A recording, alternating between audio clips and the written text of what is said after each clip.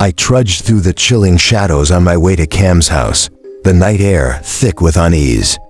Above me, skeletal trees lined the road, their twisted branches clawing at the inky sky, a spectral backdrop to the dying season. Leaves, once a vibrant green, had bled into a gruesome red before withering away, littering the pavement in heaps of decay. Winter was creeping in, and whatever the wind hadn't swept away lay rotting on the sidewalk, squelching beneath my sneakers like the remnants of forgotten souls. I pulled my jacket tighter around me, a futile shield against the biting cold. The weather had turned sinister lately, but tonight was particularly dreadful, the kind of night that birthed accidents, flooded rivers, and trees that reached across telephone wires like gnarled fingers yearning for help.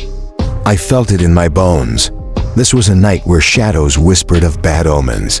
Thankfully, Kim only lived 7 houses down. I knocked on his front door, the sound echoing ominously in the stillness. Moments later, I heard his muffled voice from the other side. "Who is it?" "It's me, Matt. Open the door. It's freezing out here."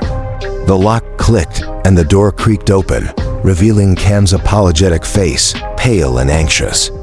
"Sorry," he said, glancing nervously behind him.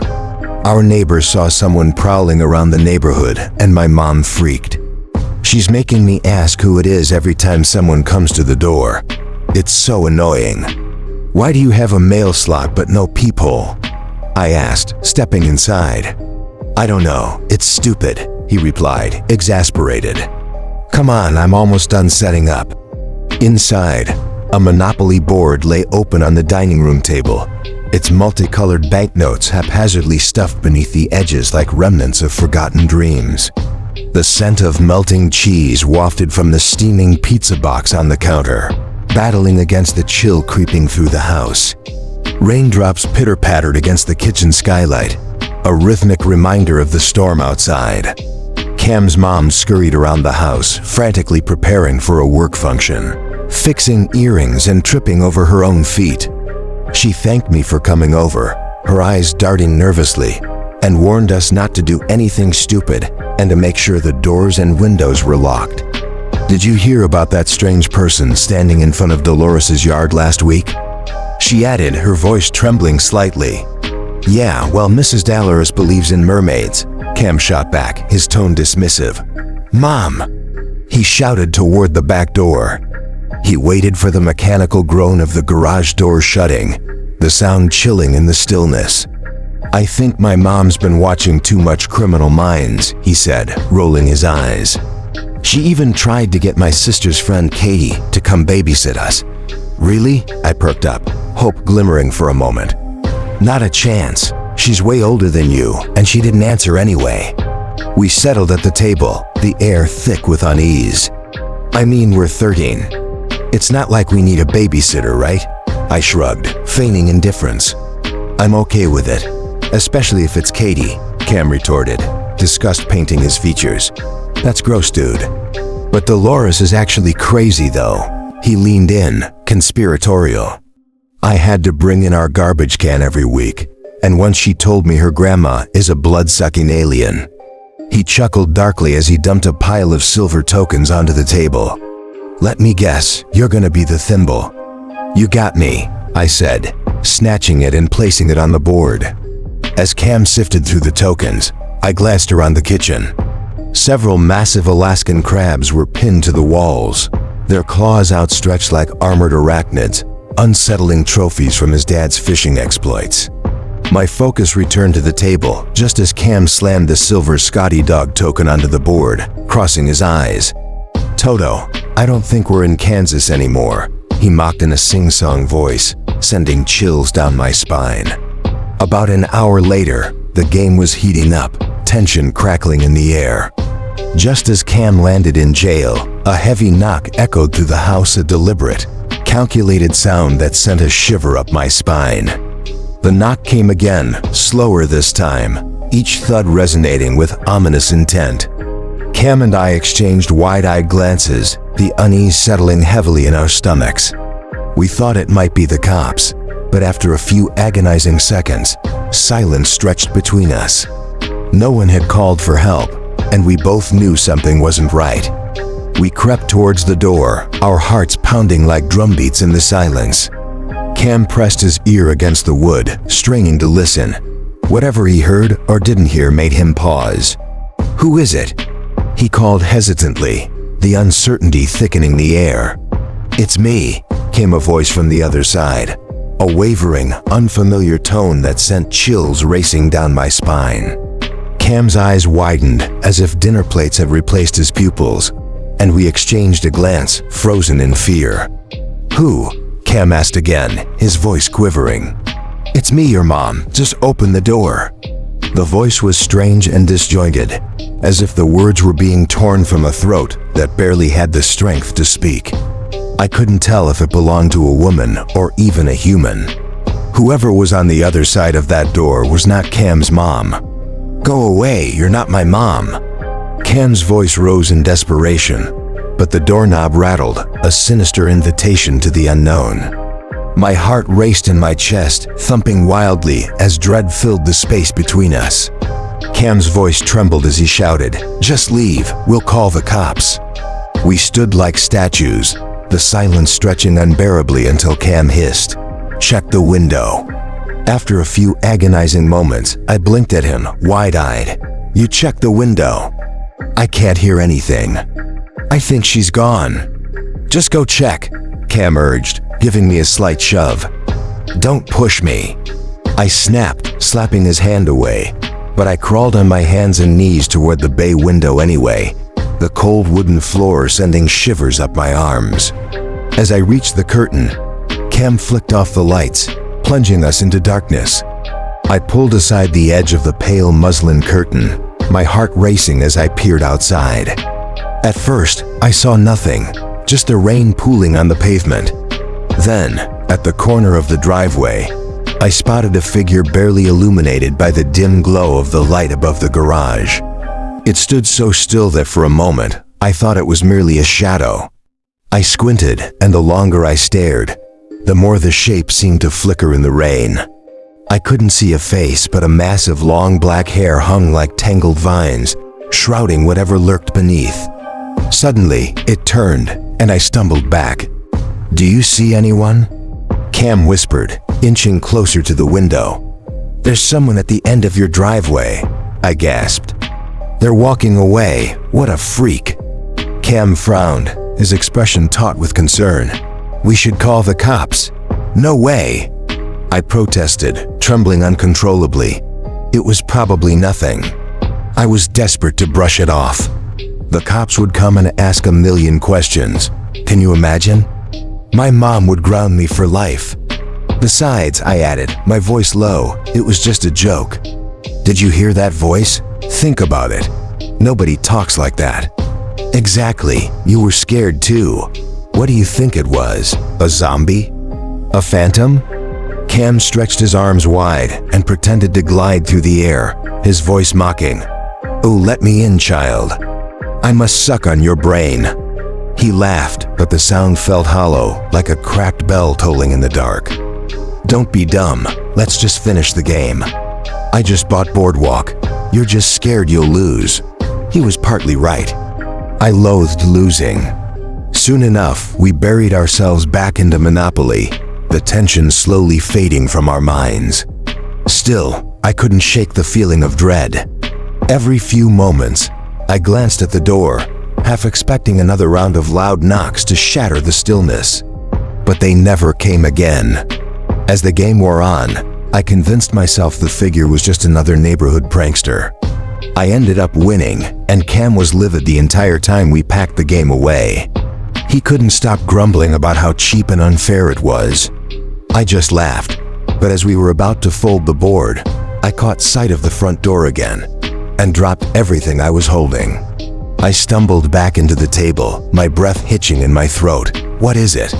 Cam asked, eyes wide with fear. I heard Cam's urgent voice, but it felt like it was echoing from a distant place. A set of scrawny fingers pried open the mail slot in Cam's front door, resting on the inside, a sinister reminder of what lurked beyond. Through the tiny rectangular opening, a face peered in, Its mouth twisted into a smile, and it was looking straight at me. I opened my mouth to scream, but the sound lodged itself deep in my throat like a choking wraith. A pointed finger shot toward the door, and Cam rushed over just in time to see the face and fingers retreat into the shadows beyond the slot. He dashed to the window, peering outside as I crawled into the kitchen, hiding behind the countertop like a frightened animal. Moments later, Cam crouched next to me, his eyes wide and breathless. "Okay, that was really creepy," he whispered. "I didn't see anyone out there. I'm calling the police." "Cam, yeah, right," I stammered, heart racing. "That's probably a good idea. You call. My phone's in the laundry." I fumbled for my phone, putting it on speaker. It rang twice before the operator answered. 911, what's your emergency? I spoke as fast as I could, urgency spilling from my lips. "Hi, we think somebody's trying to break into the house. We're alone. Can you send somebody quick?" "Who is in the home with you?" "It's just me and my friend Cam. It's his house, and we're both 13. His parents are at work. Can you hurry, please?" "Are you at 1408 Berry Rock Road?" I glanced at Cam, who nodded. "Yeah, that's it," he said, his voice trembling. "Okay, I'm going to give you some directions. Please listen carefully. Are the doors and windows locked?" "Yeah, we think so," I replied, my voice wavering. "Okay, unlock the front door." "Tim, what? No way. I don't see any cop lights out there yet." "We're not going to do that. Do it. Open the door." "Who is this?" Cam demanded, voice rising in fear. "We called 911. "Who is this?"